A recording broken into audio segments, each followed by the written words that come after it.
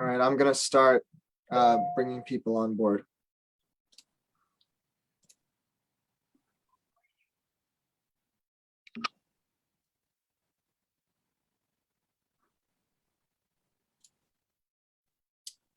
Welcome, everyone. Welcome for today's program, and thanks for joining us. We'll get started in a few minutes at the 2 o'clock mark here in New York. In the meantime, if you want to leave a note in the chat and let us know where you're participating from, and do so to all attendees so that everyone can see where you're joining us from. And we'll get started in just a couple of minutes.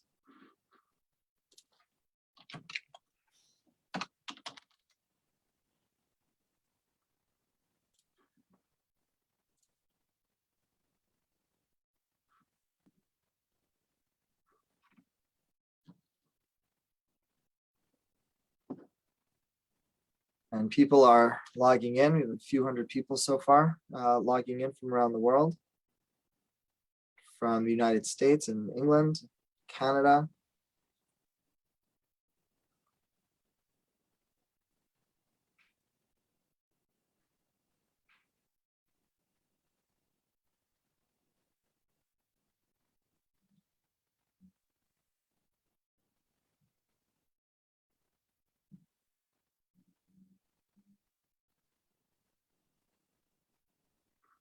We have people from South Africa and from Israel.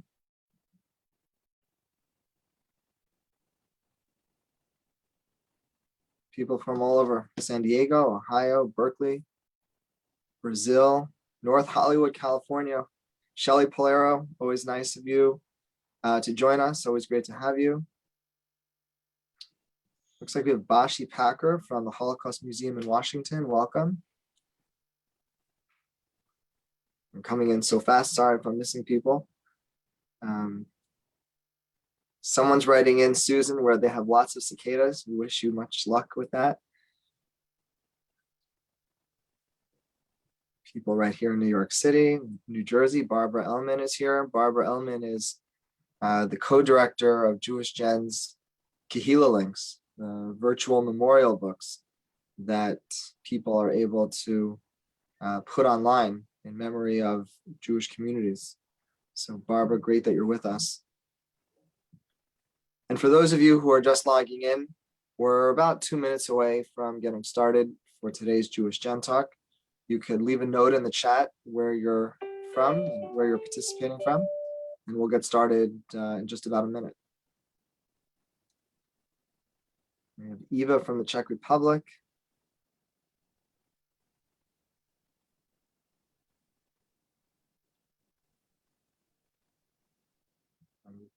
We have people from all over the world, from California to Houston, to the United Kingdom, Israel, Argentina.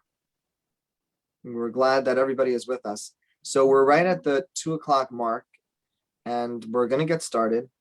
Just a couple of notes. First of all, for those of you who haven't met, my name is Abraham Roll, and I'm privileged to serve as Executive Director of JewishGen, which is an affiliate of the Museum of Jewish Heritage in New York City.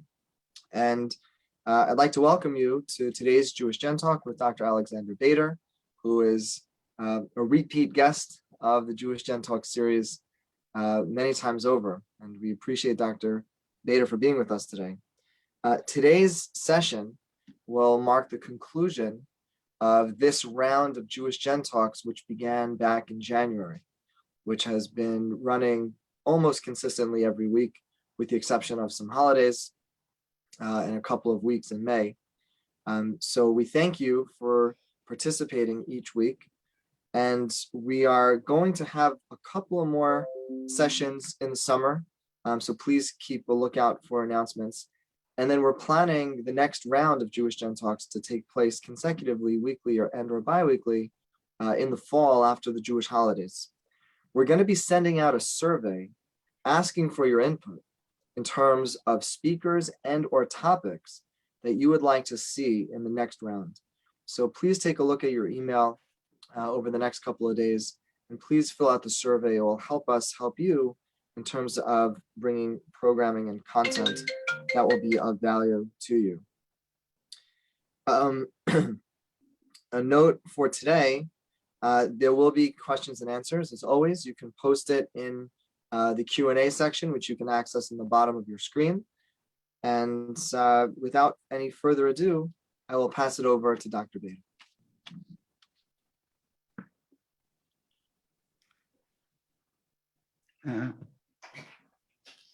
Hello, I will share my screen.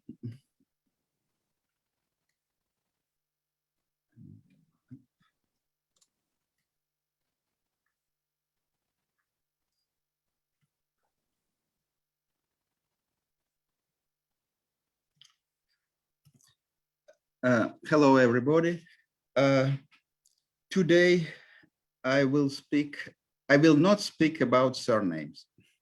I spoke a lot about surnames, so today I will focus on other elements of my research that correspond to languages, and especially we will speak about given names, personal names used by Jews during different periods.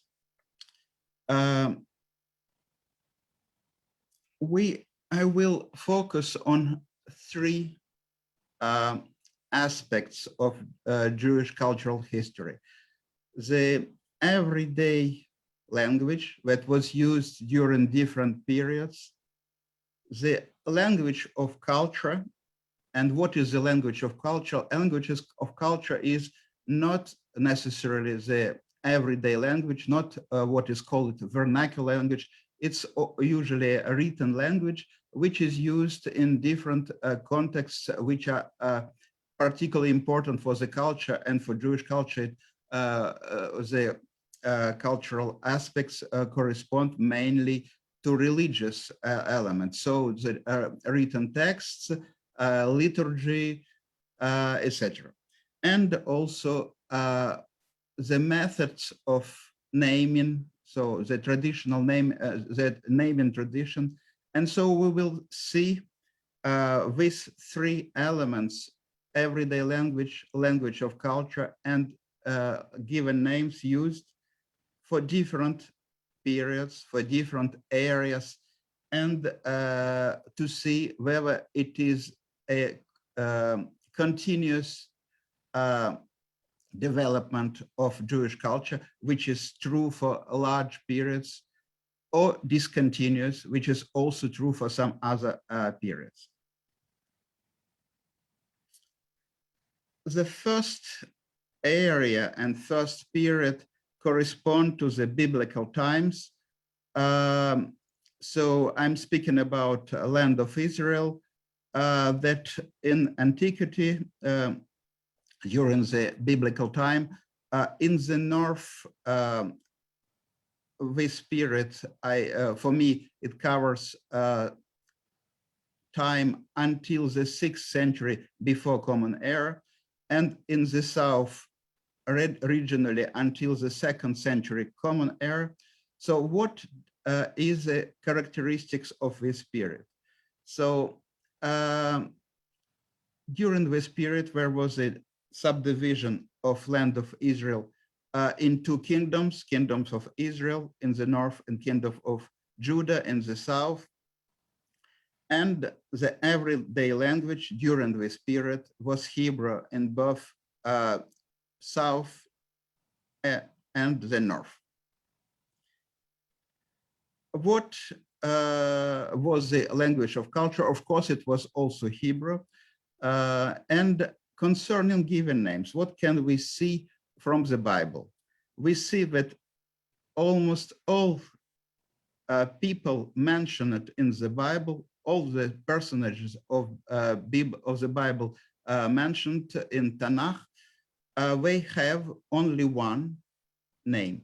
Usually this name is of Hebrew origin. So here you see the example: Abraham, Isaac, Moshe, Yaakov, Yehudit.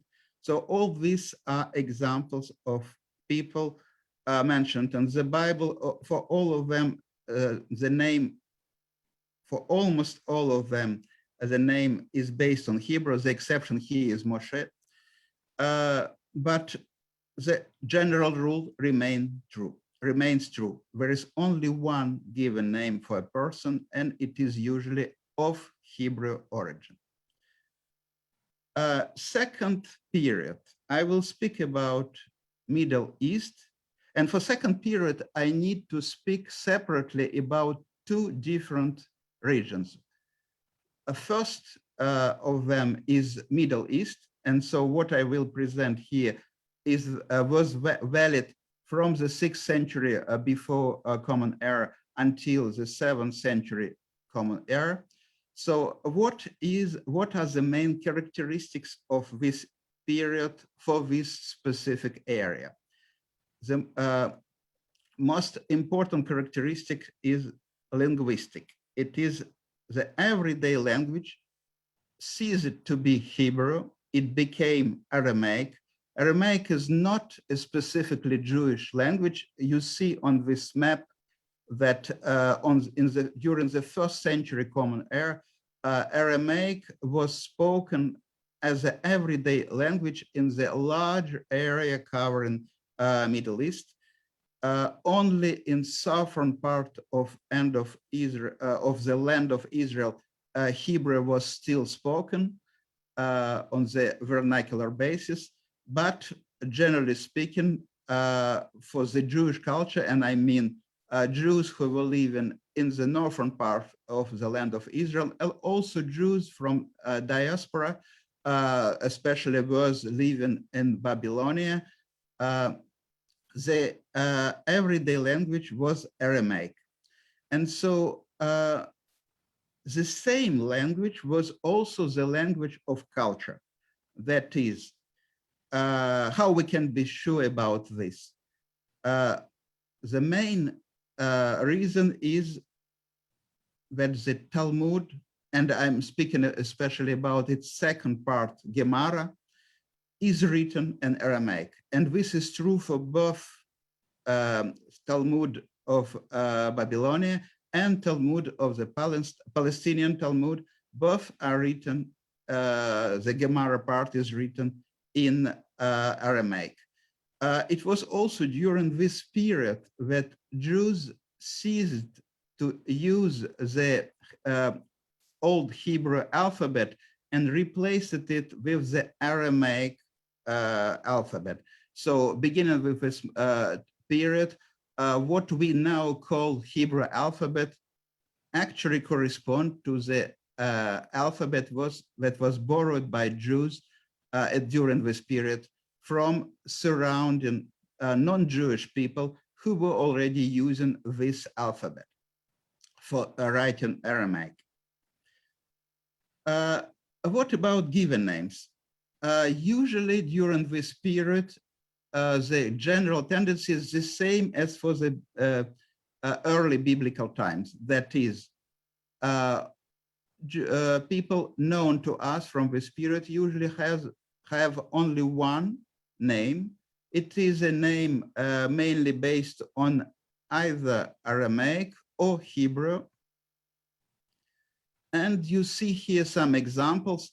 Abba and Akiva are Aramaic names that appear in the Talmud, Ada as well. Yose is the most common form instead of Yosef, instead of Joseph, appearing in the Talmud. Ezra, Shabbatai, they are names of Aramaic origin, but they appear already in the Bible, in the later books of the Bible. But there were already during this period some exceptions. And we know this exception from the biblical text. First exception is well known. Esther is also, it is written in Esther 2:7. It's written that her Hebrew name was Hadassah, and Esther was not non-Hebrew name that was used for the queen of Persia. And also another book from this similar time period, Daniel, it is said that 4 Jewish boys whose given names in Hebrew were Daniel, Hananiah, Mishael, and Azariah, we were known to local non-Jews and non-Jewish names like Belteshazzar, Shadrach, Meshach, Abednego.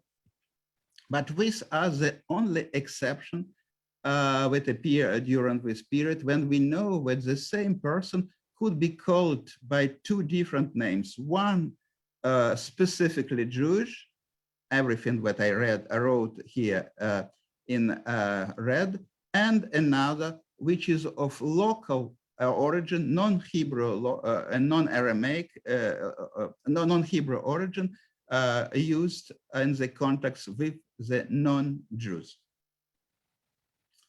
Now, during the same period, I'm going to another geographic region. So Mediterranean area, which partly overlaps with the area we discussed immediately before. So globally speaking, the Roman Empire, you see here a map, which was valid circa during the 4th century Common Era. And you see here that in the western part of the Roman Empire, the main language used by non-Jews and by Jews as well was Latin, and in the eastern part, the everyday language for both Jews and non-Jews was mainly Greek.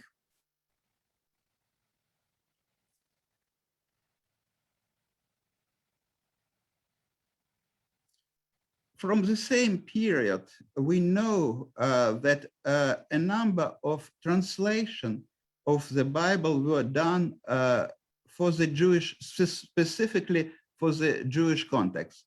Of course, it's well known the translation to Greek made in Alexandria, which is called Septuagint. But once Septuagint was started to be used by Christians, Jews made their own a new translation that were used only within the Jewish context and not within the Christian context. So the translator who were known during the 2nd century Common Era were names for Aquila, Symmachus, Theodotion. You see that it's very easy to see that these names are neither Hebrew nor Aramaic.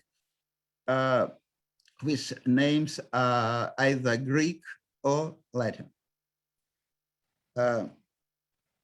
And in the Talmud, we find a number of Talmudic scholars who are mentioned by only one name, which is specifically Greek. And here, of course, I'm speaking about Jews.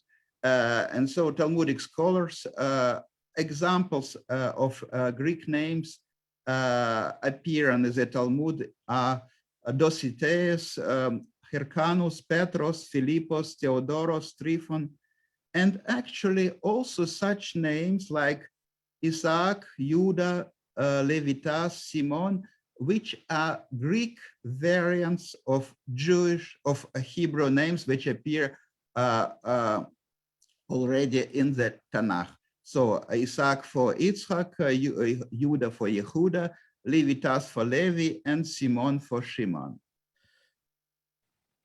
And also in the Talmud, we also find a number which is much smaller than the number of Greek scholars with Greek names, some scholars whose unique names, so given names, are Latin, like Agrippa, Drusus, Julianus, Justus, Rufus, Titus.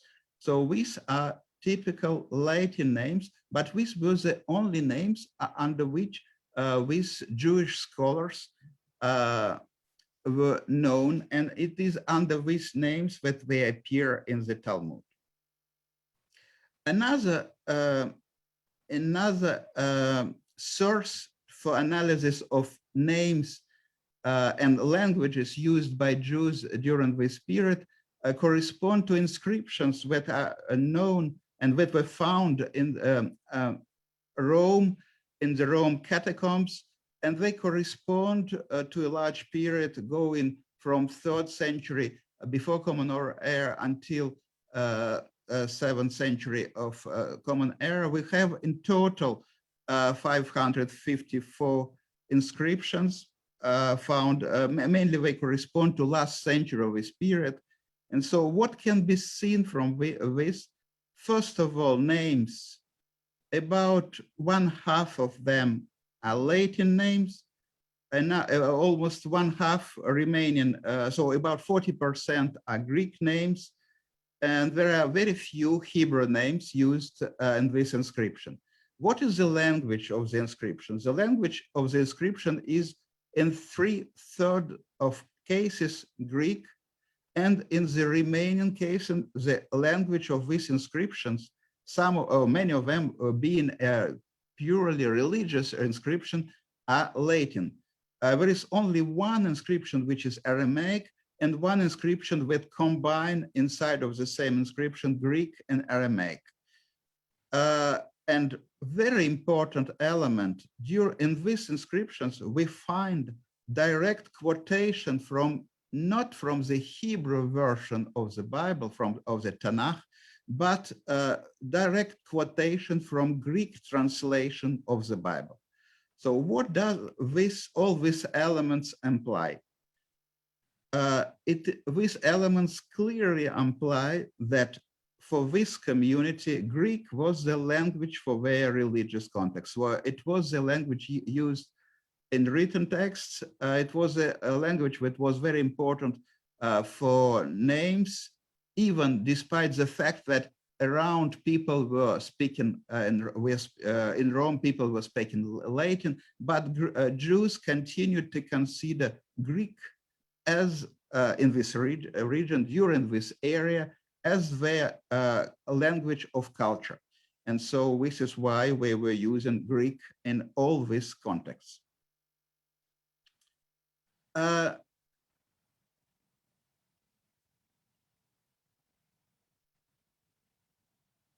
So during the same period, we have already some additional examples of men who have two names.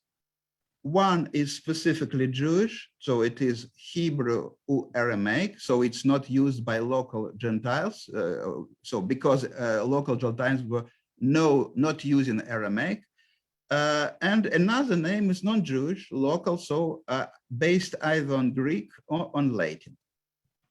And a few examples, well, some of which is well known. Aptaleon, the same person, appear as Aptaleon in Jewish sources, but as under the Greek name Polion and other sources. Of course, a very famous example from New Testament of Shaul, or Saul, who was, which was his Hebrew name and name used in Hebrew, Shaul, and the same person was also known under the Latin name Paulus. And then a third example, Jose Jason. And we have a sentence that appears in Talmud in the treatise called Gittin, so the treatise dealing with divorce. Direct quote says, the majority of diaspora Jews have Gentile names. Now we are going to the third period of what we will discuss. So this third period is Middle Ages, and I will speak about diaspora. So what is the general characteristic? General characteristics is that everyday languages are local, used by Jews, are local languages used by local Gentiles. Examples, of course, numerous Arabic dialects, which were used in the Middle East, in North Africa, in Sicily, in the territory of modern Spain, in the same territory of modern Spain, and especially in its northern part, where Reconquista started before joining the southern part of Iberian Peninsula, Jews were and non-Jews were using local Romance languages like Castilian, so old Spanish, Catalan, Old Catalan or Portuguese. In the territory of Greece or around Greece, we were using Greek dialects. So this was a so-called Romaniot Jews who were using local Greek dialects in their everyday life. In Rome, in southern Italy, in central Italy and southern Italy, Jews were using their local Italian dialects. In France, in northern France, it was Old French, and southern France, it was Occitan, which is a language of Provence. In Germany, the ancestors of Ashkenazic Jews who lived in Germany or in Central and Eastern Europe were also using local non-Jewish languages.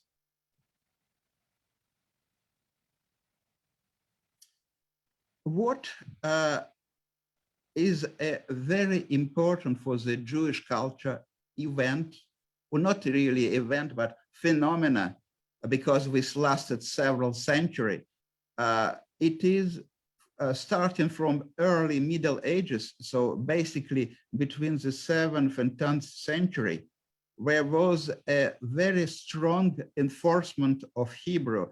We can even speak about the first partial revival of Hebrew. Why we can say about the kind of revival of Hebrew? Because, as I explained it before, during the previous period, Hebrew was, of course, known to scholars who wrote Talmud, but they wrote it in Aramaic. They were not using Hebrew in their everyday life. And in the Mediterranean area, in the East, in the Greek or Latin areas, Hebrew, it is quite possible that Hebrew was lost even as a cultural language for several centuries. We don't have exhaustive proof of this, but it is quite possible. And so what took place during the period between 7th and 10th century?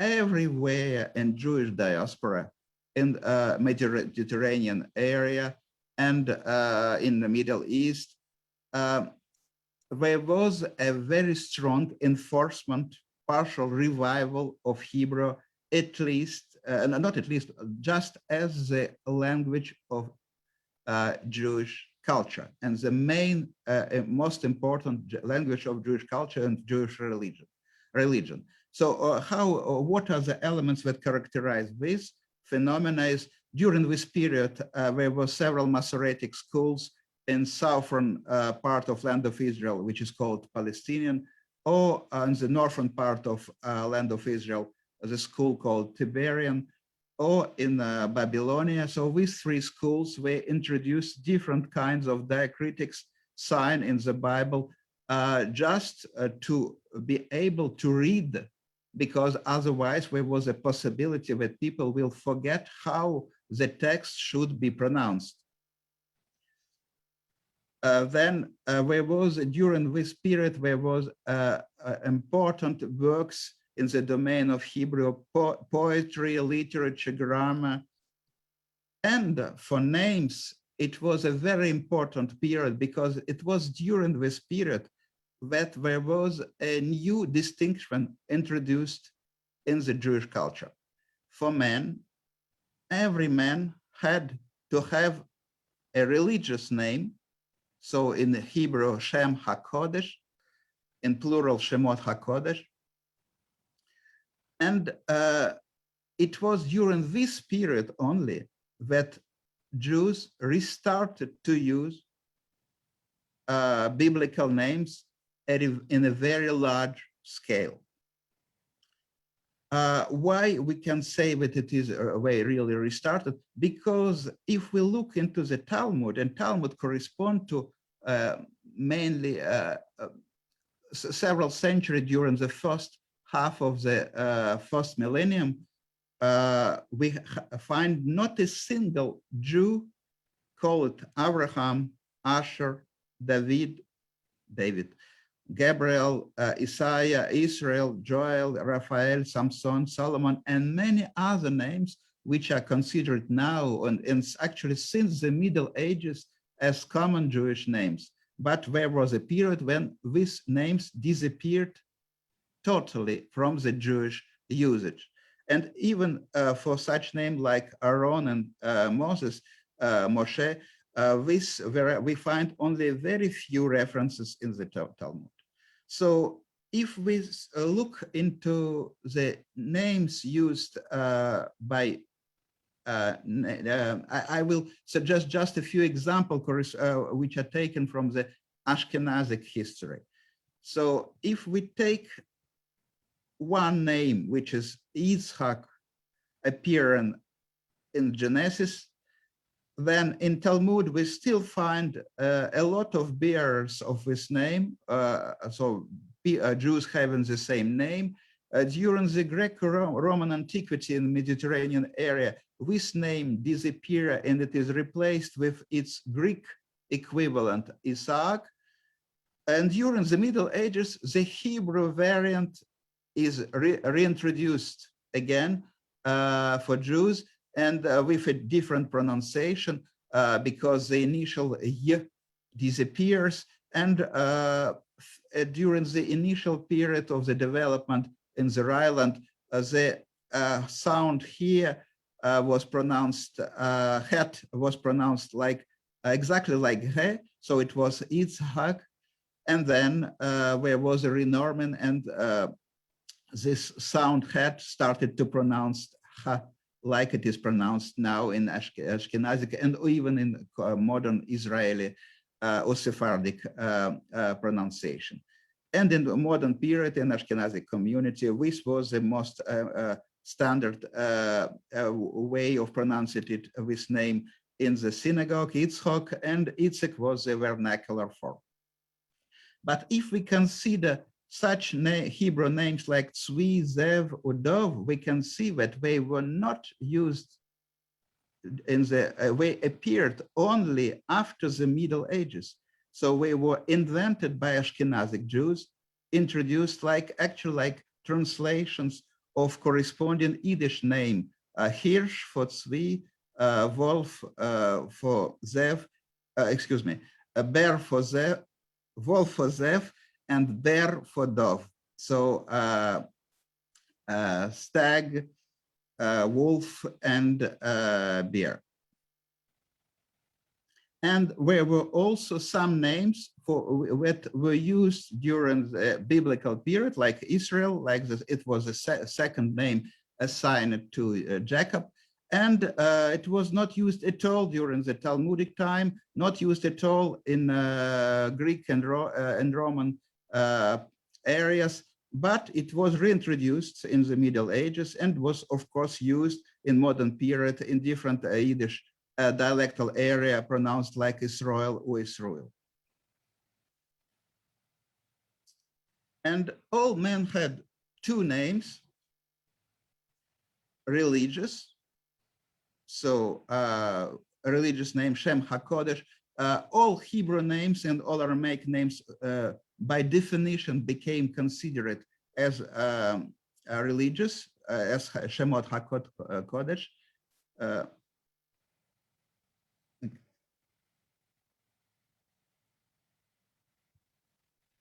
And were also were several Greek names that were used by Jews since the antiquity that received the same status as of religious name like Hebrew and Aramaic names. These names were Alexander, Kalonymus, and Todros. And all other names were considered as secular, so they were used as a Hebrew word is kinui, they were used in the everyday life, and they were all names of Romance origin, German or Yiddish origin, Slavic or diminutive forms of different Shemot HaKodesh were considered to be secular kinui. You see here a few examples which come from different culture. For example, Chaim a post-biblical Hebrew name, Shem HaKodesh. In Arabic countries, because of its meaning life, the root life gave rise to use of in different countries of different names having the same root life or vital in different languages. So in Arabic, Yahya, in Spain, and then in southern France and northern France, and finally in Western Germany, Vives, that later gave rise to Fivus, French, Vivant, Spanish, Vidal, Vital, in Italy, and some in Italy. Itzhak, for example, was known mainly as Hakin in France. For Baruch, its translation to Romance language gave rise to Bendit, who, because of a Czech form of Benish, that is a Czech form of Benedictus, Benish was used as a kinui for Baruch, etc., etc. So, for example, translation of Yom Tov, which is good day. Of course, it means feast holiday, but the literal translation would be good day, gave rise to Bondia in Spain, Ubondi in Italy, Bonjour in France, Shem Tov, good name, Bon Nom, which gave rise later to Ashkenazic Bunim.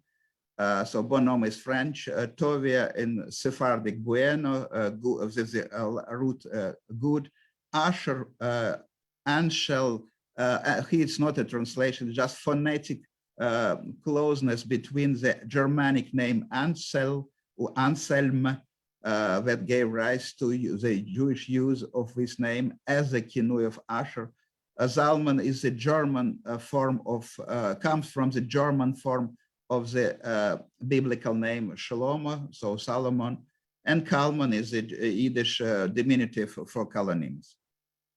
And in Slavic, in German areas, the everyday language was Yiddish, given names, men had two names, and one religious, one secular, and example appear here just with as a typical example from the Ashkenazic, typical for Ashkenazic culture. Menachem Mendel, Naftali Herz, Uri Faivush, Aryeh Leib, Dov Ber, Zevvot.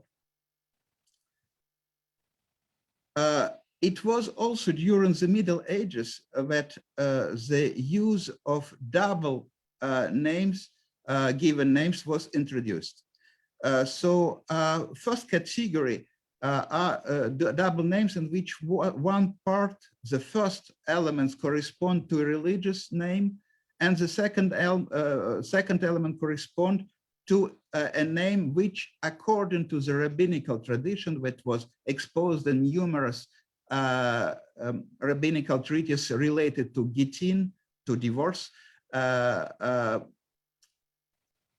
was considered to be a secular equivalent of this religious name. So Falk, its religious equivalent is Yoshua, Mendel for Menachem, just because of the phonetic correspondence. Otherwise, Mendel is of Germanic origin, it's not derived from Menachem. Uri Faivush, Eliezer Lippmann, etc., etc. So this is the first group.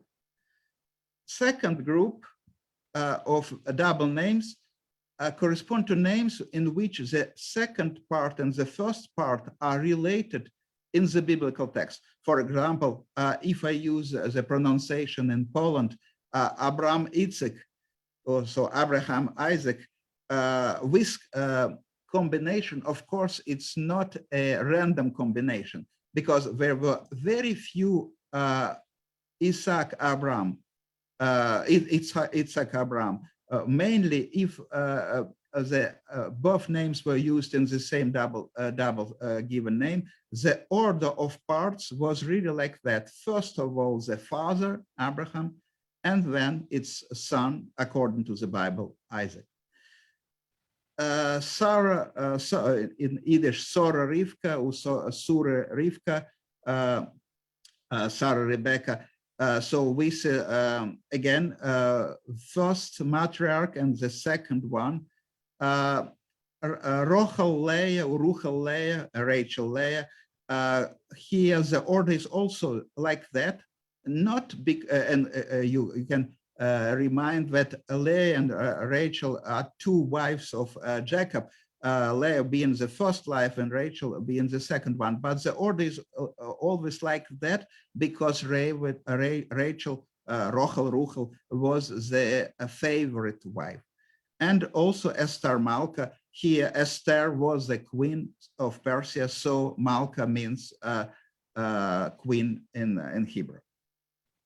And also it was during the Middle Ages that a large number of Jews started to use double names in which two parts were totally independent, like Yehuda Asher, Eliezer Nachman, or for female Bela Nehama. And if I just made a statistic for Ashkenazic women, if taken into account the tombstone inscription. So in Old Cemetery of Prague, for the period that covers 2 centuries, 17 and 18, the double names for women are almost non-existent, less than 1%. For the same period in Frankfurt cemetery, Old Jewish cemetery, there is just 1% of Jewish women who have 2 given names, so double given name. And in Hamburg during the same period, the number of women called by 2, double given names is much larger. It's already 20%. And in Poland, we can observe a real proliferation of the use of double names, because in the 19th century, and I made statistics for different communities in different parts of Poland, the percentage is about 1/3 or even more, between 1/3 and 1/2 of Jews. And this is true not only for women, it's the same percentage is valid for men as well. People have they have double given names. It was during the Middle Ages and after the Middle Ages, actually, there was only one Jewish community in which whose main characteristics, linguistic and naming characteristics, were very special. I mean the so-called Western Sephardim. So another name is Portuguese Jews or ex-Marana Jews. So during the 17th or 18th century, these Jews whose ancestors were at least on the surface Catholic during a number of generations, so from up to maybe 8 to 9 generations, but often between 4 and 6 generations, what was their characteristics?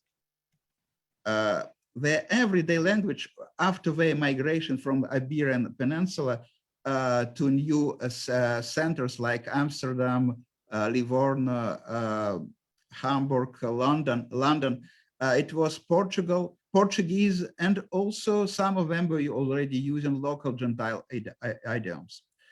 And very special set of given names, because they abandoned Catholic religion and became openly Jewish. So they started to use specifically Jewish names, and almost without exception, they were using biblical names. And what is also extremely special for this community, it is that for this community, it was the biblical translation into Judeo-Spanish was extremely important. It was done in Ferrara in the 16th century. In community records, and here you see an example of circumcision records from southern France, the Spanish language is used. And also we have a lot of references that show that a liturgy, Spanish was extremely important. So we can be sure that for many of them, language of their culture was not Hebrew, but Spanish.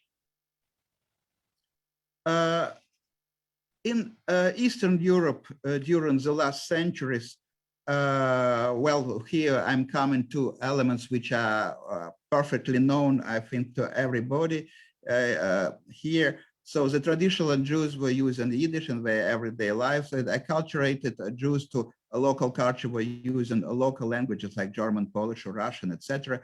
Traditional Jews were continuing to use two names, religious and secular, but the acculturated Jews, they changed totally the name and tradition because they were also often using just two names, but with different categories of name, because one names, it was not religious and secular, but it was, one was Jewish, that could be religious or secular. So for example, Yiddish name could be here, and another was non-Jewish, so local German, Polish, Russian, or generally foreign name, but non-Jewish names that we were using mainly in their context with the non-Jewish environment. An example way known for Germany, for example, instead of Moses, people were called Moritz. Instead of Meir, they were called Max. Instead of Abraham, they were called Adolf. And for women, instead of Rachel, in Yiddish, they were, excuse me, Rosa was used instead of Rachel, Leonora instead of Leah, Charlotte instead of Shaina, Ushaina, etc. And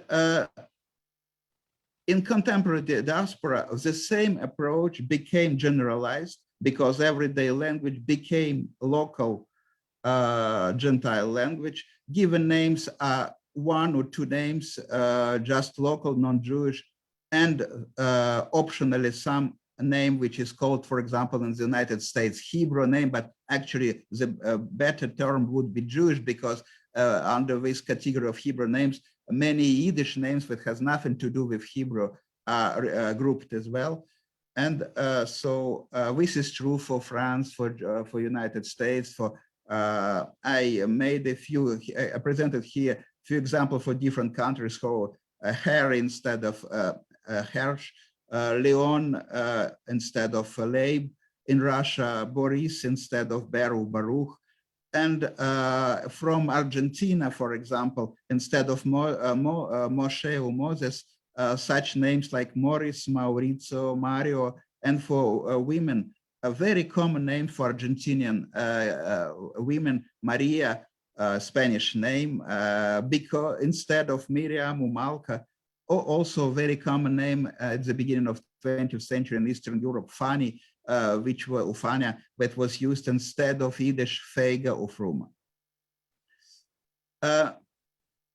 So to make a summary of the four periods, everyday languages. So first period, land of Israel, it was Hebrew.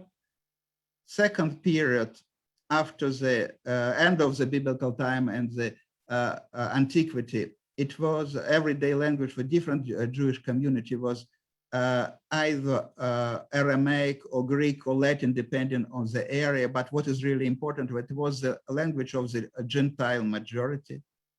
Third period, Middle Ages, in diaspora, Jews started to use local Gentile majority languages. And it was during this period that for various reasons, Jews also created their own variants of this Gentile majority idioms, and like, of course, the Yiddish based on medieval German dialects, or with, of course, important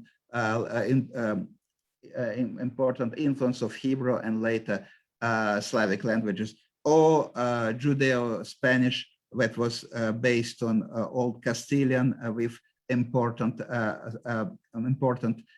influences of later in the Ottoman Empire of Greek, Turkish, Hebrew, of course, etc., or Judeo-Arabic in different Arabic-speaking countries, mainly based on Arabic, but with the influence of Hebrew. And last period, so contemporary period, in Israel, of course, it is Hebrew, and in diaspora, it is verse of Gentile majority. What about the language of culture or religion? For the first period, it was the same as the everyday language. For the same period, it was not, it was in many areas the same as the everyday language, but in the western part of Roman Empire, instead of Latin, it was still Greek that was used as the language of the culture. But again, in both cases, in all areas, it was not Hebrew. And during the Middle Ages in diaspora, there is a reinforcement of Yiddish, of Hebrew, with the revival of Hebrew as the unique language of Jewish culture. And the only exception since the Middle Ages being Spanish, that was the language of culture for certain Portuguese Jews for some generation. And then modern period, of course, for all Jewish community in the world, in Israel or abroad, it is Hebrew again. Number of given names for one person. During the first period, it was just one name. During the second period, it was one, but it was also one name, but sometimes we have already examples of two names used, one non-Jewish and another Jewish. The third period, starting with the Middle Ages, for men, two names, one secular and another religious, both specifically Jewish. Also, some secular could be also shared with local Gentiles, but not necessary. For women, usually only one, because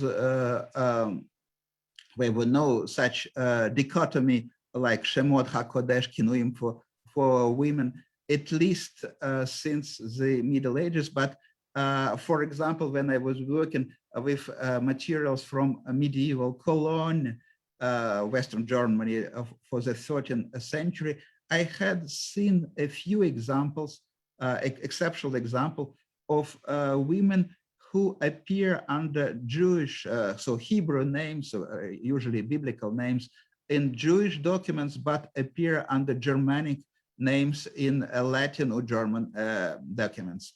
So as if for them, there were also the same distinction between secular and religious name, but with a real exceptions. Usually for women during this period, there were no difference, just one name was used. And it was during this period that numerous double names started to be used, in the, especially in Eastern Europe.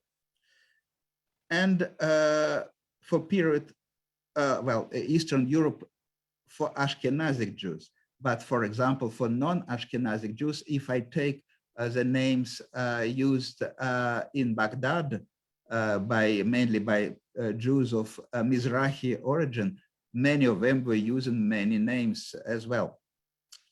And during the contemporary period, we have another pattern that Jews are having just one name that can be either specifically Jewish or non-Jewish, or in certain community congregations, two names, one non-Jewish for the vernacular life, and another Hebrew, or better to say Jewish name.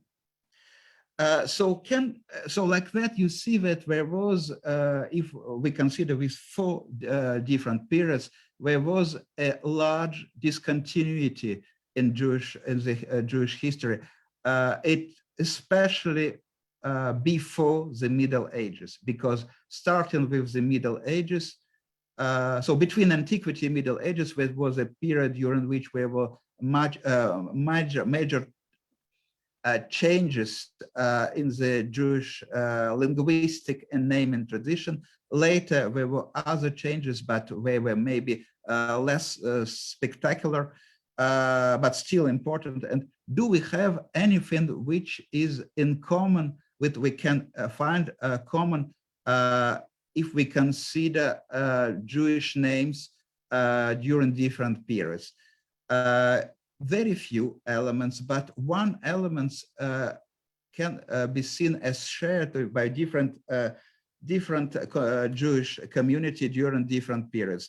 And I will illustrate this on female given names, considering the meaning of the words on which these given names are based. And I will speak about modern periods. So during the last centuries, but I'm still speaking about traditional Jewish names. I'm not speaking about modern contemporary names which are non-Jewish. So if we consider traditional Yiddish Jewish names, here you see a sample. Sheine, Ushaine, depending on the dialect, meaning beautiful. Freude, Ufreide, meaning joy. Perl, Pearl. Liebe, beloved. Toibe, dove. Blume, Oblime, flower. Razel, the root meaning rose. So you see here that what is common for all these names and how I selected them, all of them correspond to very special meanings designating as related to the notion of beauty and tenderness. And then if we consider another community, which is Sephardic women from the Ottoman Empire, traditional name, here we can find names which sound totally different, but they have in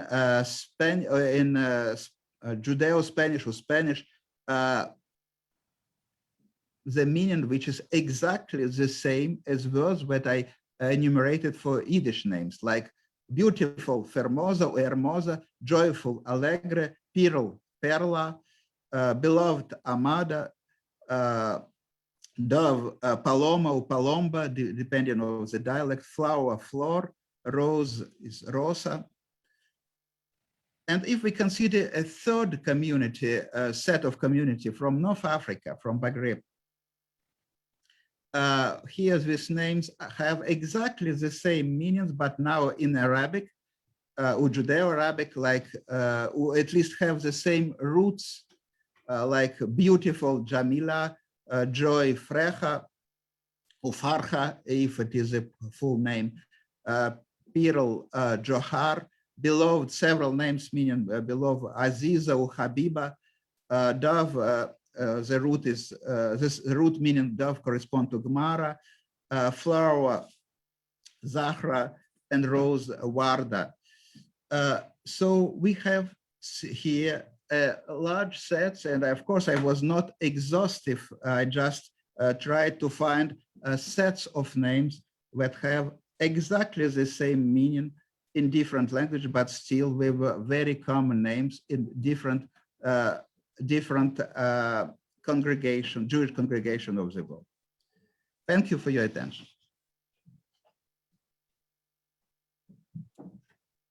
Thank you so much. We do have a number of questions. Dr. Bader, will it be easier for you just to look through the Q&A as we've done in the past? Okay.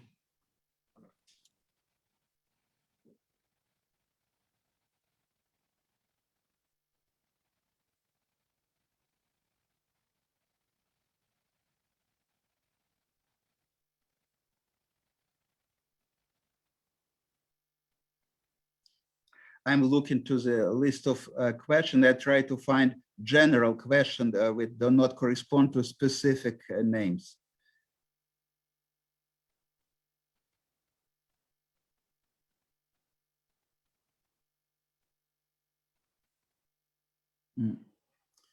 There is a question about difference of pronunciation of the same Hebrew names by Ashkenazic and Sephardic Jews. I think this is a very large topic. Of course, there is a very important differences which are valid since the Middle Ages, and they correspond mainly to different dialectal traditions of Hebrew pronunciation. So the Sephardic pronunciation of Hebrew and also of Hebrew names is mainly based on the tradition of Hebrew pronunciation that was valid in southern part of at the end of antiquity, at the beginning of Middle Ages, in the southern part of the land of Israel, so in Judea, and Ashkenazic communities in the Middle Ages in the Germany, in the German lands. It was the same tradition that was valid, very similar to that, similar pronunciation, at least in what is the vowels is concerned, but there was also another tradition that started to be used apparently in Central Europe, and gradually this tradition became a norm for all Ashkenazim, including Western Ashkenazim.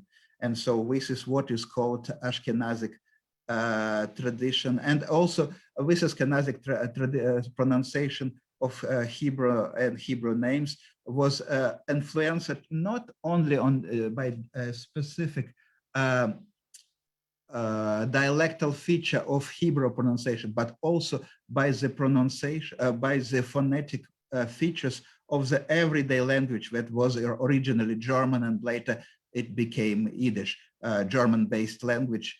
And so the pronunciation of Yiddish letters greatly had a very important influence to the pronunciation by Ashkenazic Jews of Hebrew, including Hebrew names.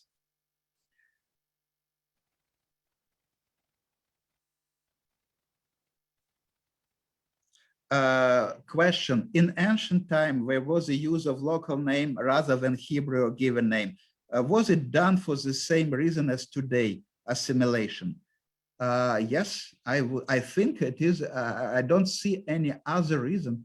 It was a very strong, a period of very strong assimilation of Jews to local population. I mean, linguistically.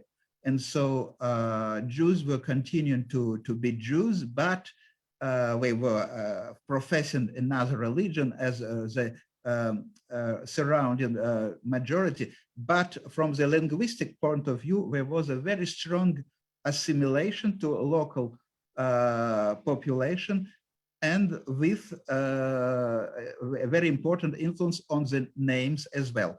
And so what changed in the Middle Ages? What was why there was such important change from the end of antiquity to the start of Middle Ages? There were several factors, certainly, but one of the most important factors was the Arabic expansion over the Mediterranean area, and the Arabic conquests of Mediterranean area. They had several influences. First of all, they withdrew from the everyday language Aramaic that was in Middle East and in North Africa, replaced with Arabic. So the language that was used by local population and Jews, Aramaic, became obsolete, except for a few communities that survived until 20th century in Kurdistan, for example. Another point is that with the development of Arabic culture and Arabic studies of philosophy, poetry, grammar, Jewish scholars from the countries, so Sephardic scholars from Spain, from North Africa, they followed in some way, and they were influenced by the development of Arabic culture, and they made a similar enormous progress in the studies of Hebrew.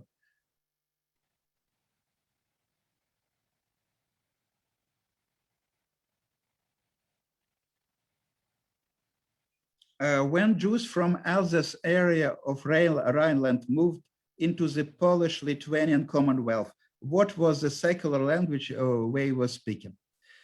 I don't think Jews from Alsace or Rhineland ever moved to Polish-Lithuanian Commonwealth. we were moving to Central Europe primarily, so to the areas that correspond to the Czech lands, where we met local Jews who were speaking Old Czech, and where this is where the Yiddish, the ancestor of modern Eastern Yiddish was created. And from Czech lands, of course, the descendants of these Czech Jews and German Jews, they came. So when they came from Germany to Czech lands, they switched from their local German language dialects to the German dialects that was used in the Central Europe. So the Bohemian dialect that was used by German colonists living in Bohemia and Moravia, and also by Czechs who were also in urban population that switched during the same time to German. And then this became the basis of the Yiddish development.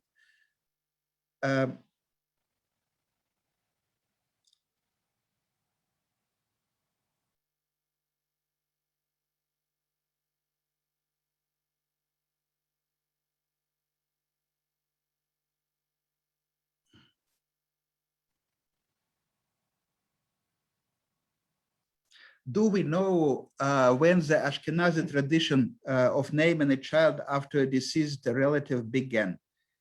We don't know exactly, but we know that already since the Middle Ages, it was already valid for medieval Germany.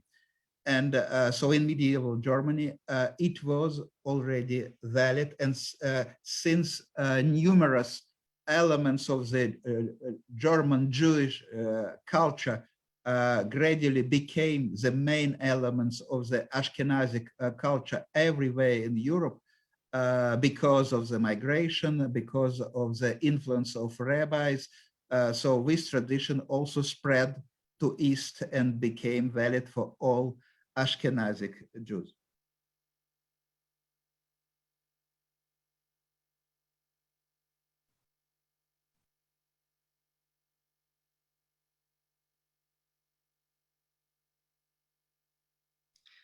I have seen big differences between names from 18th century tax lists, Poland, Lithuania, to the 19th century records. Is that a change in fashion? I'm not sure. It depends on the area, it depends on the type of documents you were looking for. So if we consider the same type of documents, if we want to discover a fashionable change of patterns, we need to consider the same category of documents. So for example, if we look into Jewish community records from the 18th century, and we look into Jewish community records from the 19th century, we can really compare. And to my mind, and I studied a lot of documents from this kind of sources, there were no change between 18th and 19th century. It was still the same traditional Jewish naming. But if for 18th century, for example, you look into the Polish or Lithuanian documents written in Polish or the ancestor of Russian and Belarusian, in this case, of course, you are not sure that you are seeing exactly the same set of names. You in Polish documents written in Latin, Polish, so in Christian documents, the names that appear can correspond to names under which these Jews were were known to local Christians. So for this reason, I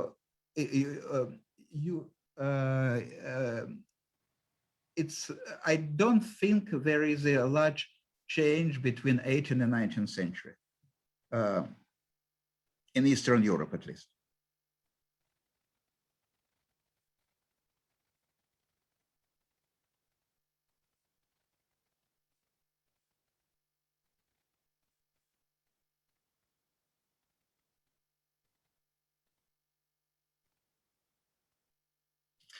Where a person is given a secular or religious name, and in what context, for what purpose would each be used?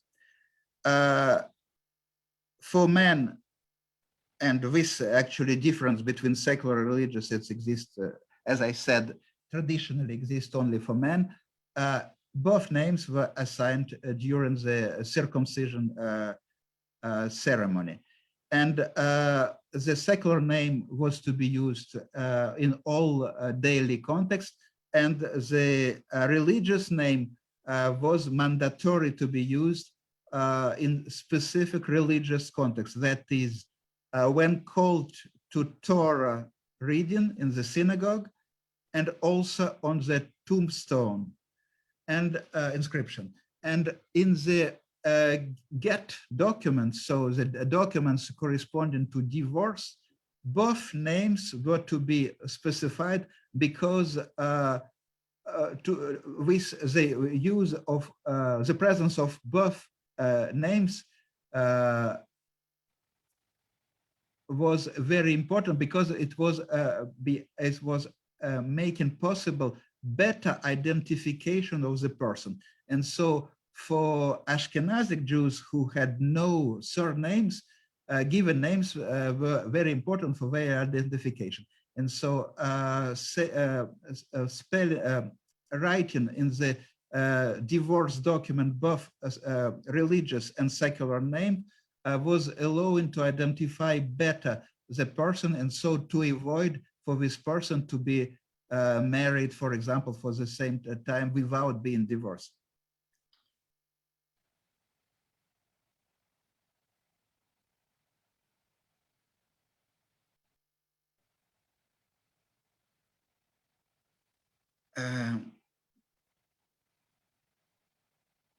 Why did not include Onkelos as a translator? Well, my examples were for translation to Greek and to Greek. So this is why I did not mention Onkelos. Onkelos was the author of the first translation of the Bible from Hebrew to another language, but it was to Aramaic. It was outside of my context.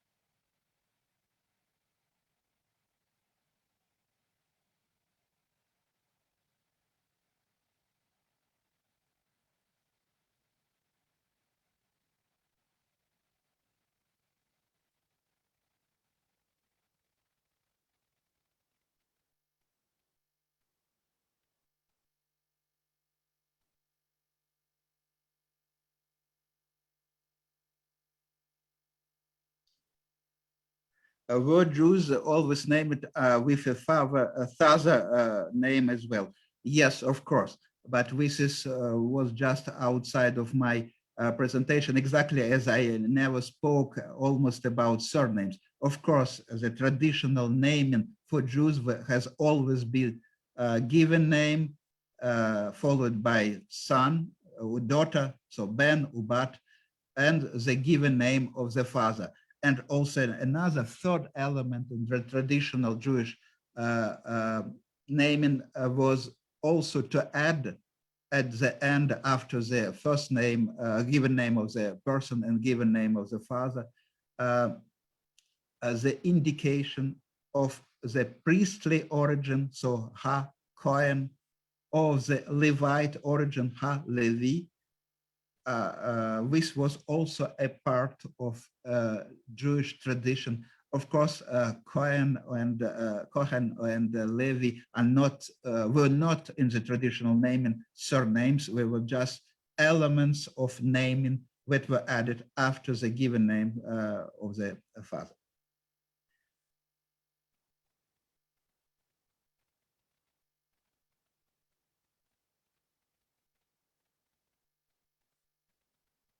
Is the emphasis on men's names in the early areas because scholars don't know so much about women?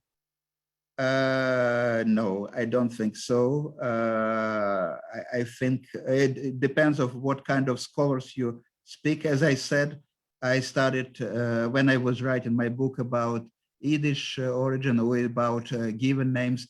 I studied given names of both men and women in the same way. And so I was able to observe a few exceptions from this rule, but otherwise, in the Jewish traditional religious practice, the place of a woman was until recently totally different from the place of men. So this was the reason why there were no such need of the distinction between religious and secular name for women.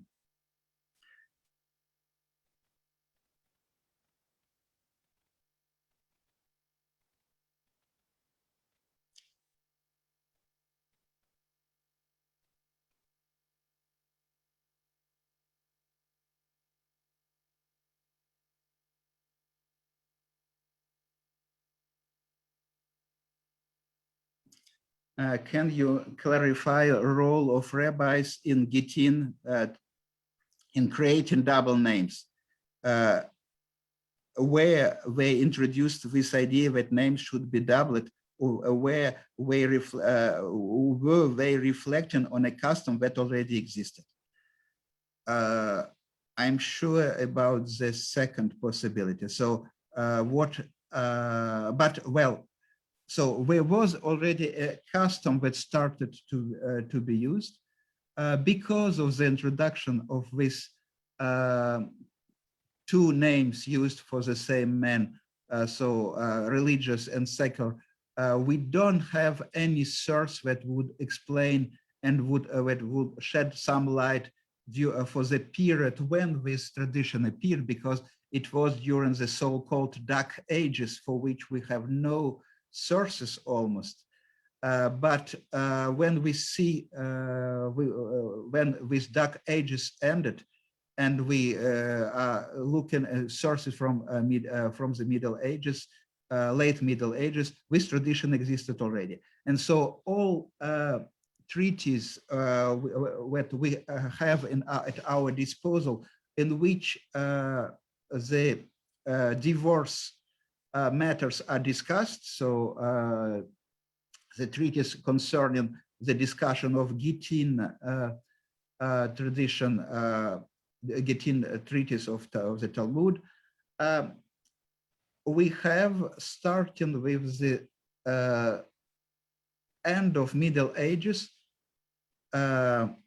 appendices in which rabbis introduce equivalences. So we introduce tables of equivalence, saying that, for example, if I make an Ashkenazic example, Yehoshua, it is a religious name, and Iman, it's there are several secular names, and among them there is Falk. So Falk means falcon in Yiddish and in German, and we don't know why at some moment Yehoshua became considered as the religious equivalent for Falk. But in some other cases, the equivalence is quite simple to find, because, as I said, for example, Mendel, it comes from the diminutive of the word German and Yiddish word for man, like in English. Mendel is a small man. And why it became equivalent for Menachem, just because of the phonetic similarity, and many other names became considered to be equivalent because of phonetic similarities. And then some names which are really derived from a religious one became considered to be their equivalents. Like, for example, Shender, Usender, it is really diminutive of Alexander. So for this reason, the secular name Sender, Ushender became considered as the secular equivalent for the religious name Alexander. Of course, there were also some relationship that were introduced being based on the biblical text, like, for example, benediction by Jacob of his sons, where he compared Judah to lion, and for this reason, in various Jewish community, Leib or Aslan in Turkish area, or Leo or Leon, etc., they became considered to be secular equivalent for the religious name Jacob. So some tradition appeared. We can find why they appeared. We can guess why they appeared, and religious treatises written by rabbis strengthened the use of these equivalents. And so later generations of rabbis, they were based already not on the tradition themselves, but on the tradition as it was exposed by their predecessors who wrote different books about with tables of correspondences between religious and secular names. And such book existed for Ashkenazim, for Sephardim as well.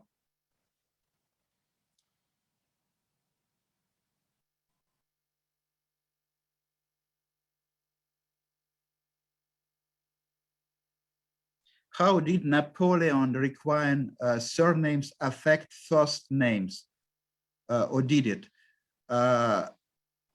For traditional Jews, this had no influence. We just adopted a last name. This is not true just for Napoleon in France, but this is true globally speaking for Ashkenazic Jews at the turn of the 19th century, when surnames were adopted for the reason that came from outside of Jewish community. Many Jews continued to ignore these last names, family names, except for rabbinical dynasties. And so there was no real influence to the given names used by traditional Jews. Of course, assimilation process was very important for naming tradition, but this was not directly related to any law requiring surnames.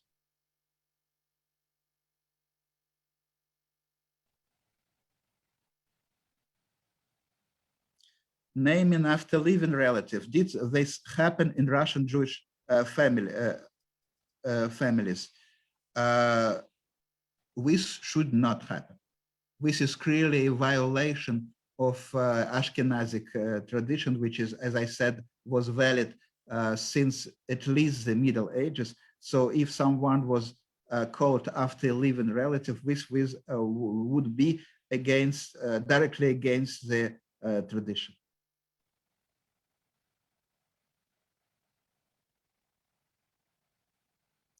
Apparently, Sprinze was a Yiddishization of the Spanish name Esperanza. There are other examples of names flowing from Spanish into Yiddish. There are some examples, but not this one, because Sprinze is not a Yiddish form of Esperanza. Sprinze is based on German dialectal word for bird sparrow. It's just a coincidence that it sounds like Esperanza, not very close actually. The consonants are the same, but the vowels are totally different. So Sprinze has nothing to do with Spanish. But there are indeed some given names that seem to originate in Spain and that gradually joined Germany, and then from Germany to Central Europe and then to Eastern Europe. I'm speaking about names which were common in northern Spain, and actually the same name were also common in southern France. So Vives, one of the example that gave rise, as I said, to 5 Wushu Fives. Then Bandit, it is also Ashkenazic name that originated in southwestern Europe, and Schneer. Schneer, which is a common Yiddish name, it originated in the Middle Ages in Spain or in southern France. In both areas, it was the name Senior, so was used by both Jews and non-Jews. And gradually, Jews started they interpreted this name as if it were coming from two Hebrew roots, Shnei Ur, so two and light, but actually this construction is absolutely non-grammatical. So this is a typical later interpretation that appeared in late rabbinical studies. And then because of this interpretation, Jews, some equivalents were constructed. For example, as Uri Faivush was very commonly used as in the combination with as Uri Faivush and Ushraga Faivush, Uri Faivush. Shraga means candle in Aramaic, and Uri is based on Hebrew root meaning light. And why this combination came into life?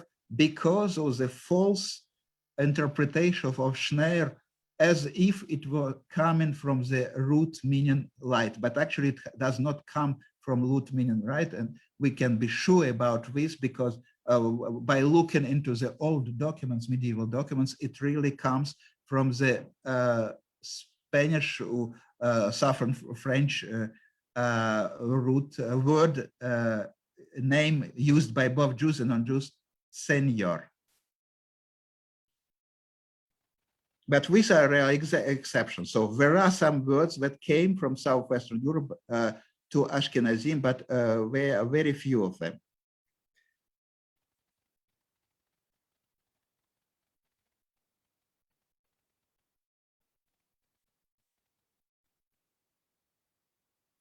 How does the Ladino language fit into the naming tradition? Well, the language can not really fit into the tradition, but of course, the vernacular language, the everyday language, has a very strong influence on the names used by the community. And for example, in the Ottoman Empire,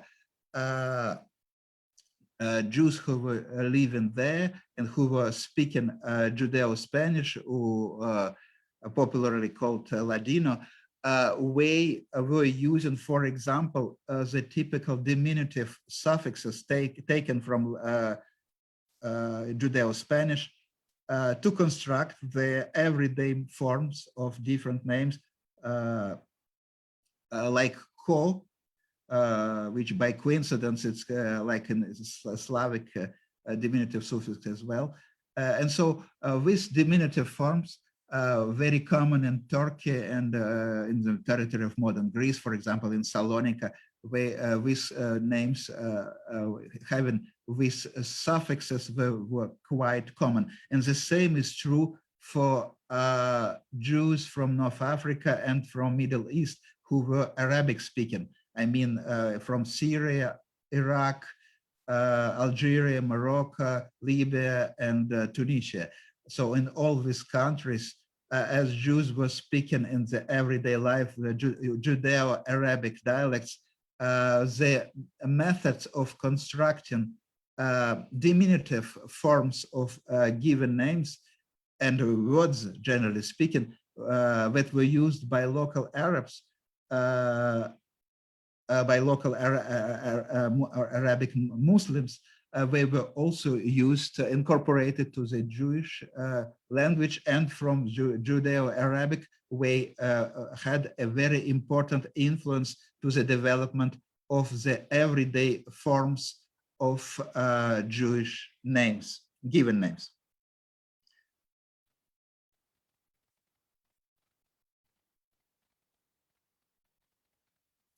Naming after dead relatives versus Sephardic. Yes, of course, for Sephardim, this tradition is not valid.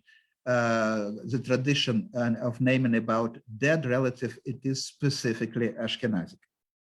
For Sephardim, there is no constraint, and numerous Sephardic Jews were called after their grandfather who was still in life. There was no rule that can be called in some contexts as a kind of superstition that if you assign a name to a new baby that is born by some living person, that this can influence and diminish the lifespan for this relative. So this idea existed in Ashkenazic folklore, but it was not valid for Sephardic culture. So there was no constraint like that.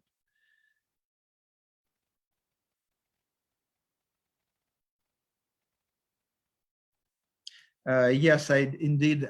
So the question is, what about changing a baby name if it was very sick to confuse the angel of death? Indeed, it was outside of the scope of my lecture because it's a topic for a separate discussion. But indeed, in the tradition of double names, I enumerated three categories, but actually there was a fourth category when a child was born with one name, but when it was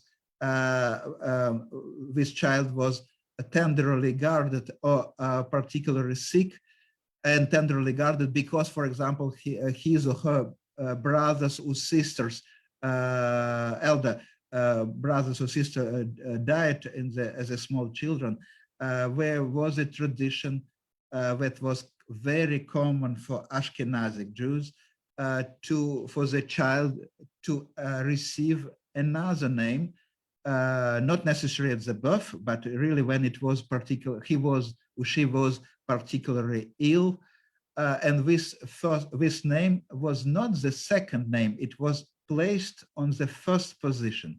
And the most common names used in this context were Chaim for men, Uchaya for women, for girls, so meaning life, or Alter or Alte for meaning old man, or old woman, assigned to small children just to cheat the angel of the death, or Zeide or Zaide for men, or Bobby or Bubi for women, which means grandfather and grandmother. Again, it is a given name that is assigned to which is part of this category of names whose assignment to small children is aimed to cheat the angel of death.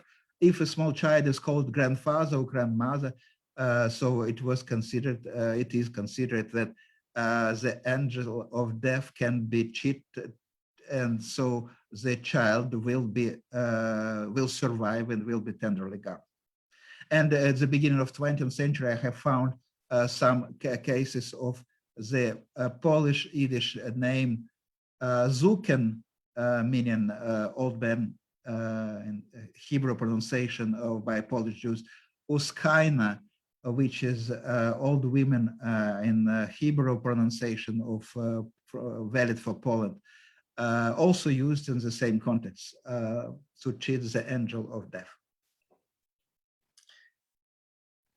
Okay, I think that's all. That's it for today, at least.